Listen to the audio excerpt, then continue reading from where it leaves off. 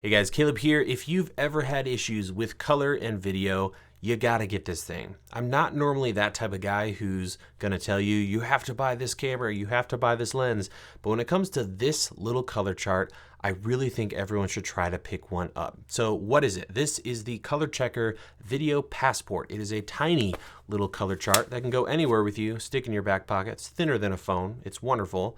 And it can get you out of a lot of binds. For example, this video, I purposefully screwed up my white balance. So I'm using a daylight balance LED fixture and my camera is set to tungsten. So it should look terribly blue if I remove all of my grading and color correction. And we're gonna use this guy right here to go ahead and solve our color and fix it. So again, if you're gonna match cameras, if you just want perfect color, or if you wanna save your bacon in that one instance where something gets messed up, you have to pick one of these up. This thing is the X-Rite ColorChecker Passport video model. So there is one for stills and it's very small. It's pocket sized. On one side, you have white, gray, and black, as well as a row of color chips, a row of skin tone chips, and then two more rows of black through white, including a bunch of grays. And you'll notice if I hold this in front of my face and kind of rotate it around, that black actually kind of is reflective. It actually has kind of a gel surface so that it sucks up color. So what you want to do when you position this is tilt it away so that you don't have a reflection on the black. You'll notice it goes jet black, giving you a very accurate black measurement. If I close it, it's actually double-sided, so it looks like I just did a magic trick, even though I'm not Peter McKinnon. And we've got a white balance card and a focus chart that I absolutely never use. And now I want to go over actually using this thing on set. So what you want to do is figure out where your subject is and where your main light source is. So in this case, I'm the subject and I've got a key light just off of camera here. What I want to be doing is placing this thing right in front of my face, or where the subject's primary focus is going to be. So I'll go ahead and do that now. Sorry about the audio. And what you want to do, or at least what I do, is get a clip of this either at the beginning of your shoot or in a different clip. And then I recommend you have your subject or yourself tilt it back and forth, up and down, and that's it. So I'll sit down to shoot a video like this and I'll just go bam. All right, close it up, put it away. Now I know I've captured all that chart information that I can pull up in post. If there's any issues, I can use that to correct the image. So with all that out of the way, let's head over to the computer, sit down, take a look at a clip where I messed up the white balance and fix it. All right, guys, let's correct some messed up shots. This first one we're gonna look at here was shot on the GH5 at 10-bit, albeit a lower data rate. And the light I used here was a daylight balanced light, whereas in the camera, I set my white balance to 3200 Kelvin or tungsten. And that's why things look really blue. But luckily we got this chart in the shot so we can go ahead and fix it. Now I'm going to be doing this correction in Final Cut, but you can do this in pretty much any software. I would also note that in a lot of software, there is often a tool that will actually interface with this color checker. So in Final Cut, you could use Color Finale, which gives you the option to overlay a chart onto the chart and correct your colors. Same thing in Resolve, and I'm sure there's something like that for Premiere. But I personally found that doing a manual correction is the best way to go because you can personally control your exposure and your color, whereas those tools often will correct everything, which gives you a little less control in some cases. So let's go ahead and correct this shot. And the very first step is to correct your exposure. So if I pull up the inspector here in Final Cut, you'll notice I've already done a couple things to my image. Here's what it looked like straight out of camera.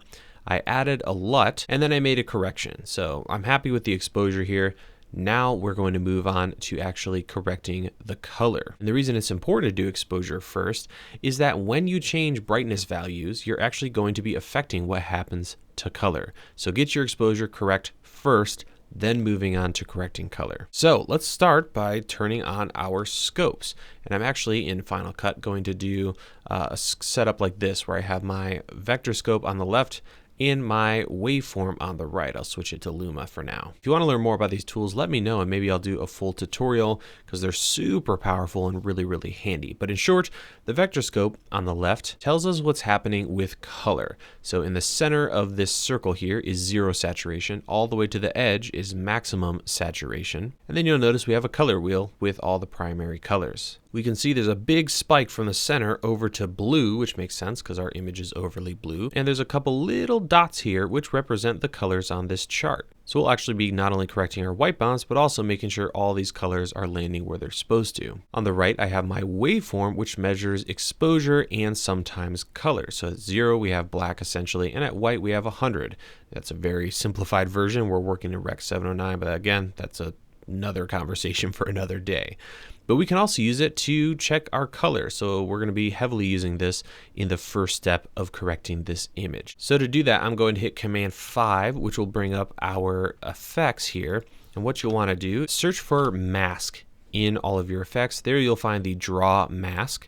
I'm going to drag the effect onto our clip, and I'm going to use this little picker to click on all 4 corners of this little 3 chip chart. So now we have it selected. You'll notice it's now only showing the information from what we've selected in our scopes. I'm also going to go ahead and blow this up so it fills our screen. So I'll transform it until it looks something like that. And now we can see on our scopes, we have some problems. Look at that huge spike over to blue on our vector scope. That should be a little dot in the middle because white, gray, and black have 0 color in them. But here, there's a lot of blue, so we have some work to do. Next, I'm going to change the way I'm viewing the information on the waveform by clicking on this little button right here. Currently, it's set to Luma. We're going to switch that to RGB overlay. And right away, we can see what should be 3 distinct lines is a whole bunch of different lines.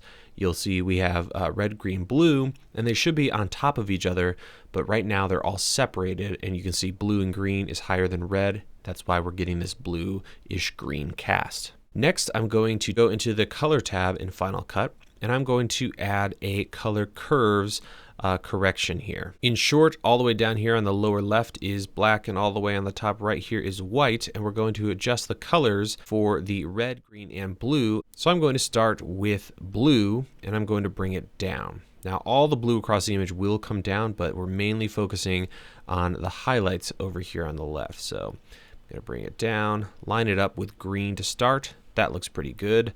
Next, we're going to deal with the middle or the gray. So you see there's a kind of a blue spike and it's not really overlaid on green. So I'm going to go kind of below halfway here, which roughly represents, if I move this little line over here, you'll notice it's around 39 IRE. So I'm going to bring that down till it matches green. That kind of affected our highlight, so I'll go back to that and I'll boost blue a little bit. And now blue on white and blue on the gray are pretty much lined up with each other. And it's pretty close when it comes to this black. So I'm going to move on to the red channel. And we're going to start by boosting our reds. We want to bring that up to match green and blue. That right there looks pretty close. You'll notice it's now kind of white. That's what we want. And notice as I'm making all these changes over in the vector scope, we're getting closer to being in the center, which is exactly what we want. So now let's deal with the gray, and you'll notice that red is way too low. So we'll boost that. I'll just grab it and raise it up. It's about right. That moved up our highlights, so I'll bring that down when it comes to red. And we'll kind of fine tune them until they're pretty much lined up. And now you can see pretty much all 3 are lined up. And if we look at the vector scope, you'll also notice we have a nice tidy dot right in the middle of our vector scope, which is exactly what we want to see. So at this point, we'll go back to the main screen of the inspector here, and I'm going to turn off the draw mask and I'm going to reset my transform. And that, ladies and gentlemen, looks pretty great. I'll go ahead and toggle off our color curves. This is what we started with. And this is the corrected image, and it looks pretty amazing. Now, we've been using this left side of the chart, so white, gray, black.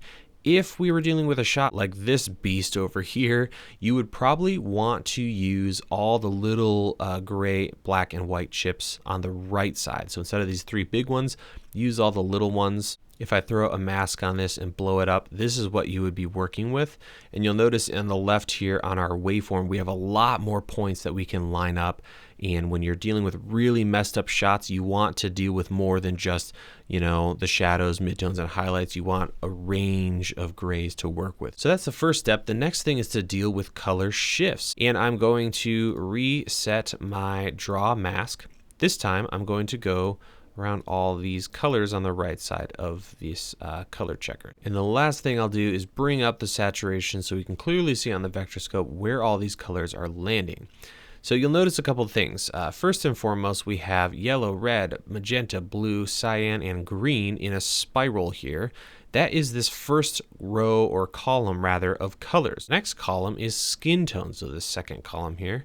And we can see that here is all these little dots running along, guess what? The skin tone line on our vector scope. So what we want to do with this setup is make sure that blue is where blue is supposed to be. And you'll notice actually that it's fairly off. We're actually more towards cyan than blue. So to correct this, you can use any tool that lets you change the hue of one color. So we don't want to change the hue of the whole shot, just green and all these other colors here. So to do that in Final Cut, a simple way is to add a new hue/saturation curves correction. Once that's in place, we can grab the little eyedropper next to hue versus hue.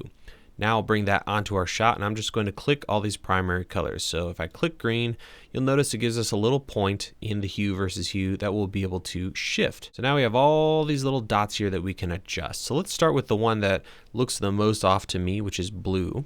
So I'll go up here, grab blue. I'll hold down the shift button, which will make sure that we're not going left to right and we're only adjusting the hue up and down.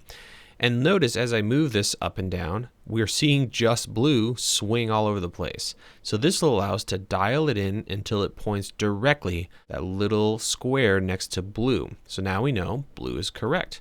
And from here you can go all the way around. So we'll go to cyan. I'll grab that, get that lined up just right. Next is green. So I'll snag him right about there. Yellow's a little off, so we'll do that one now. Red is a little off, so we'll bring it closer to yellow.